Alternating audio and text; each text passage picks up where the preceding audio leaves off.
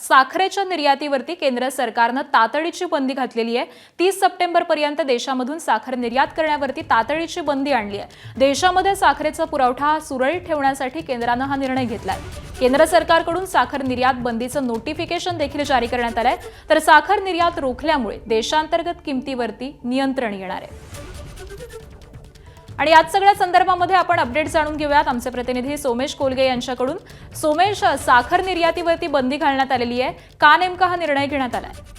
निश्चितच आकांक्षा, गेल्या काही वर्षात आपण पाहू शकतो की साखरेच्या निर्यातीवर अनेकदा बंधनं घातली गेली आहेत सरकारकडून आणि आता ही निर्यात बंदही ठेवण्यात आलेली आहे। त्याचं कारण स्पष्ट आहे की देशांतर्गत वापरासाठी साखर उपलब्ध असली पाहिजे।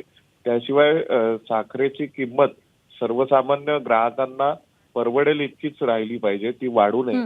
कारण जर निर्यातीला परवानगी दिली तर साखरेचे भाव वाढतात बऱ्याचदा आणि किंवा साखरेचा तुटवडाही निर्माण होतो। त्यामुळे अशा परिस्थितीत साखर ही खूप उपलब्ध असावी मुबलक प्रमाणात आणि साखरेची किंमत देखील आटोक्यात राहावी, या दोन्ही उद्देशांनी सर्वसाधारणपणे असा निर्णय घेतला जातो। त्यानुसार आता हा निर्णय घेतलेला आहे असं दिसतंय। अगदी धन्यवाद सोमेश या सगळ्या अपडेटसाठी।